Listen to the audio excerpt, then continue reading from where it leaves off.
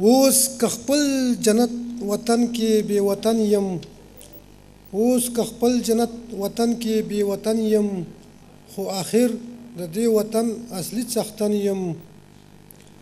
د نفاق رنځ راکې ګډ دی ناتوان یم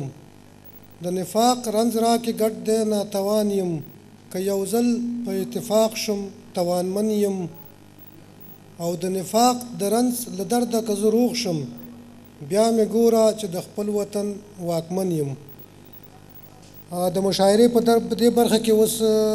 ښاغلي ببرک دقیق ته بلنه ورکوو چې سټیج سر ته راشي او خپل شعرونه ووایي ښاغلی ببرک دقیق شروع کوم د لوی خدای په نامه د ټولو مشرانو ورونو خویندو په اجازه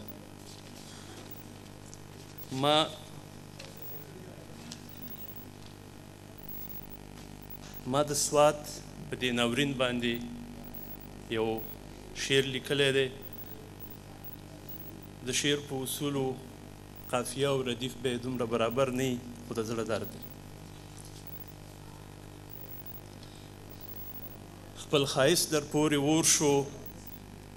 خپل ښایست در پورې ور شو خپل بچي دې قاتلان شول شنې درې دې ادیرې شوې پکې دفن سره ګلان شو ته خو ملک د ښا پیرو وي ته خو ملک د ښا پیرو وي د سرلوړه کارنامو وي د بابا د تحریک ځای وي شملوره د جرګو وي ستا غرور او پښتو څه شوه ستا غرور او پښتو څه شوه چې واکدار دې طالبان شول شنې درې دې ادیرې شوې پکې دفن سره ګلان شول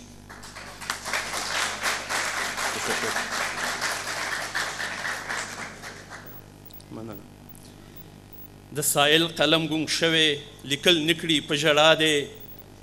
ستا ژړا ته کتی نشي ستا په غم کې مبتلا دی په زړګي سوري سوري دي نازک خیاله شاعران شول شنې درې دي ادیرې شوې پکې دفن سره ګلان شو یوسف خان ته به څه وایم شیرینۍ به څنګه پوکم کوی قاف سره به څه کړم ښاپیرۍ به څنګه پوکم چې رباب او شاباس دواړه چې رباب او شاباس دواړه سوځېدلي په ډیران شول شنې درې دي ادیرې شوې پکې دفن سره ګلان شو زړه مې وچ وي لیونی شي چې رایاد کړمه کالام هغه دلته تکراریږي چې څه شوي وو په باګرام د کابل ژړا رایاده راته یاده ظالمان شول شنې درې دي ادیرې شوې پکې دفن سره ګلان شو کبیر ستوری په ژړا شو زموږ مشر نازولی هلته ګور کې نارې کړې په زور زوره قهرېدلې پښتونخوا قصه یې وکړه پښتونخوا قصه یې وکړه په ژړا ټول باباګان شول شنې درې دي ادیرې شوې پکې دفن سره ګلان شو ستا د لاسه جادوګره ستا د لاسه جادوګره مې ژړېږي مینګوره خان لالا را ته مه وژنه خان لالا را ته مه وژنه می وژنه زوروره د قامي وحدت سمبول دی د قامي وحدت سمبول دی پښتانه پرې په خفګان شول شنې درې دي ادیرې شوې پکې دفن سره ګلان شو ګورتۍ سوځي په سلګو ده اورې واخیستو شنو غرونو چې ګلانې تبا کیږي په وحشت کې د ورونو نصیر مار غوندې تاویږي د طالب نه یې نفرت دی ویلې راشه باچا خانه چې بچي دي لیونیان شول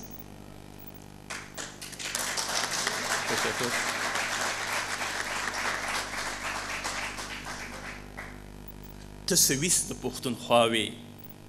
قهرمانه د ښکلا وې غیرتي لکه مجنون وې باوفا لکه لیلا وې دا بې ډبه بې ادبه دا بې ډبه بې ادبه په تا څنګه حکمران شول شنې درې دي ادیرې شوې پکې دفن سره ګلان شو د مدین کوڅې ویجاړې پریزاده ترېنه تللي څه ګولو په زړه ویشتلي څه دیوانو تختولي ماتم جوړ دی په میګانو حق حیرانه لالاګان شول شنې درې دي ادیرې شوې پکې دفن سره ګلان شول.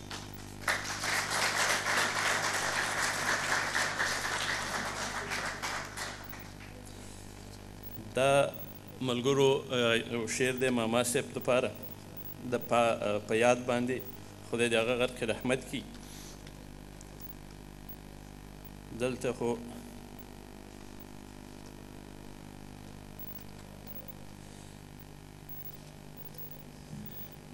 نن مو بیا کور کې تیاره شوه، نن مو بیا کور کې تیاره شوه، زمونږ کلي کې برق تللی، د پښتون اسمان له غیږ نه یو پښتون ستوری لوېدلی، بې محشره قیامت جوړ دی، د پښتون برخه سپېره شوه، پښتونخوا ټول قبر قبر د میړانو ادیره شوه.